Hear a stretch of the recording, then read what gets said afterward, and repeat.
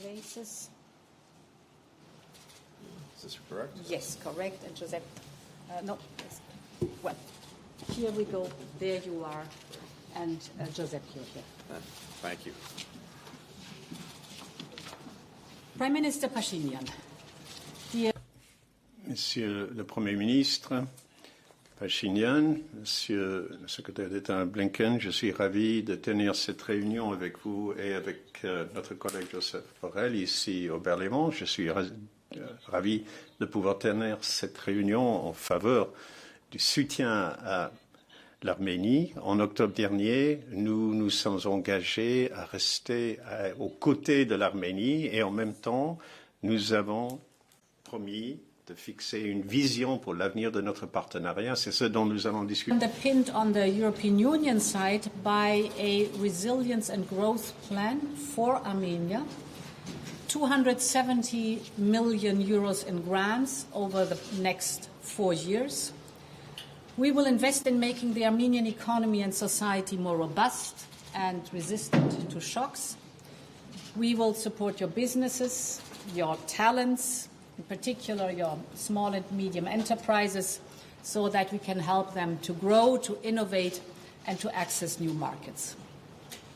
And we will invest in key infrastructure projects, for example, in the Black Sea electricity cable. That is a transmission route full of opportunities. It can notably bring clean, renewable energy into Europe. We're ready to support it. And in parallel, we'll continue investing in Armenia's renewable energy production and in better interconnections with Georgia. We will also be exploring cross-border transport if and when conditions allow. And in this context, I welcome your Crossroads of Peace initiative, Prime Minister. And finally, we come today with new measures for aviation and nuclear safety and for trade diversification. This support package we're presenting today builds on the success of an existing economic and investment plan from the European Union for Armenia. It has already mobilized over €500 million in investments. I think this is great news. And now we can do even more with the fresh investment perspective. And that is why we have recently launched an investment coordination platform so that we can jointly identify new projects, accelerate the pace, and maximize the potential of our investments on the ground. Of course, the European Union will continue to support reforms in Armenia through advice, technical support, and funding. And in this context, Prime Minister, I want to congratulate you for your efforts to carry out democratic reforms, and this despite the challenges faced. I also welcome the measures that Armenia has taken against the circumvention of our sanctions against Russia, in particular to make sure that lethal equipment and technologies do not end up in the hands of Russian military. This shows that the European Union and Armenia are increasingly aligned in values and interests. Now, we're going to look today at the broader partnership, and let's take it forward with a new and ambitious partnership agenda between the European Union and Armenia. This is what we will be discussing in more detail in a moment. To conclude, we're not forgetting, Prime Minister, about the plight of the displaced Karabakh Armenians. The humanitarian situation of refugees in Armenia remains a priority. We have provided over €30 million in support of the refugees since last September, and we're ready to do more to support the long-term integration of refugees. I want to say how happy I am to receive both of you here in the Berlaymont, because Europe and Armenia share a long and common history. The time has come to write now a new chapter, and I'm very glad, Secretary Blinken, to count on the United States as a committed and like-minded partner in these efforts. We will continue to work all together for the future of Armenia in a stable and prosperous South Caucasus region. Thank you very much, dear President von der Leyen, dear Secretary Blinken, High Representative Borrell, dear friends.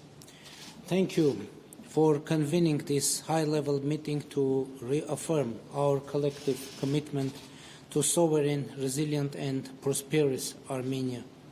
This event underscores Armenia's commitment to our shared values and pursuit of more accountable and citizen-centered public institutions that deliver to its people. Today's high-level dialogue signifies Armenia's expanding partnership with the United States and the European Union.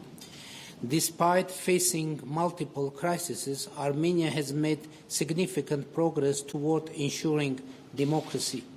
Expanding on the achieved progress, we will discuss Armenia's efforts to strengthen the resilience of its democratic institutions.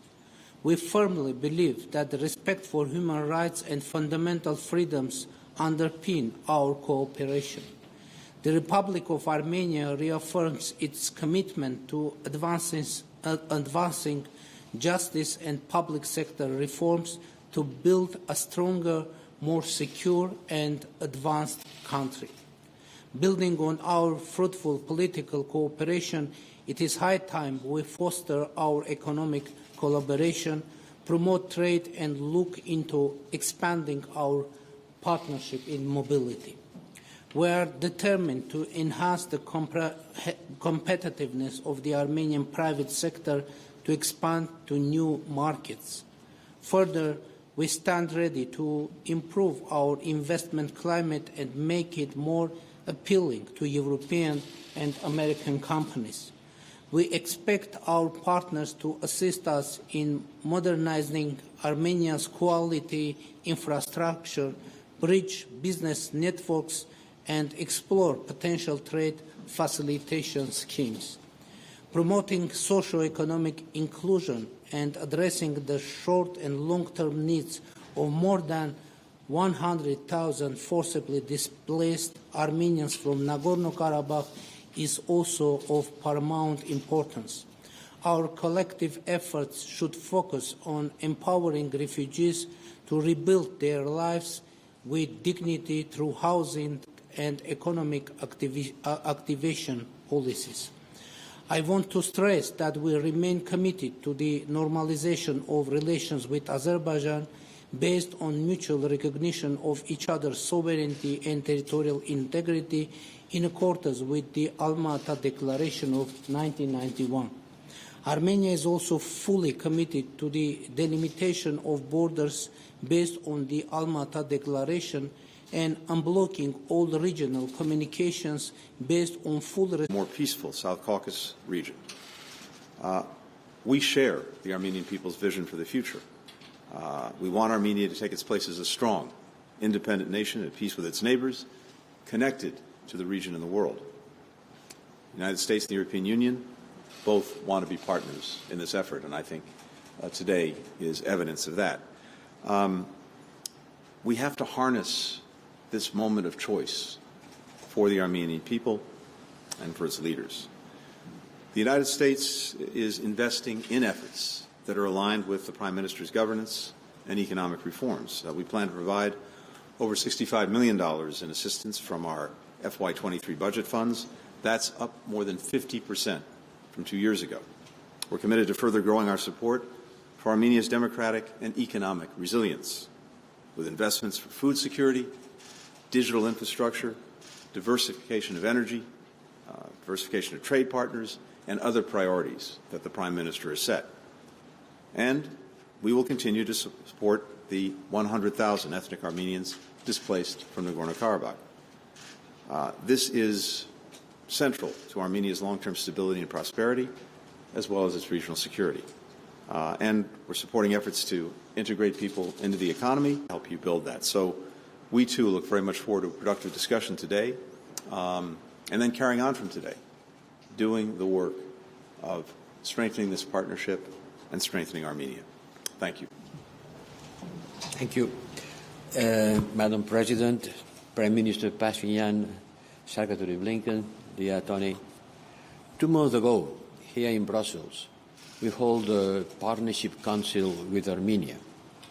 And it was clear that our relations are developing in a positive track, that they are stronger than ever, and that there is a mutual interest to advance them further. And that's what we are doing here today. We are taking this partnership to the next level, together with our American friends, joining forces to demonstrate our strong commitment to Armenia's sovereignty, democracy, and resilience. We want to join our forces to strengthen and move our relations forward in all dimensions. That's what we agreed with the Foreign Minister, Misoyan, to take our Armenia-EU partnership agenda in the highest possible level inside the framework of our partnership council. And this is not just words. The President of the Commission has announced a substantial resilience and growth package for Armenia to underpin this partnership agenda. We know that Armenia has to continue working on the reforms in order to increase their resilience, and these efforts will be part of this comprehensive and enhanced partnership agreement. This will increase the resilience of the Armenian society. And we have seen, on the run-up to this meeting, we have seen how Armenia is increasingly targeted by foreign information manipulations and interference. And part of our commitment is to support you to tackle this information and to make people understand which is the right way of doing things, improving media literacy. Because we believe that a stronger, a more stable Armenia means a stronger, a more stable South Caucasus. Our work will be on the benefit of all countries in the region. Thank you. Thank you very much. May I invite you now to go to the meeting room? Thank you. Thank you.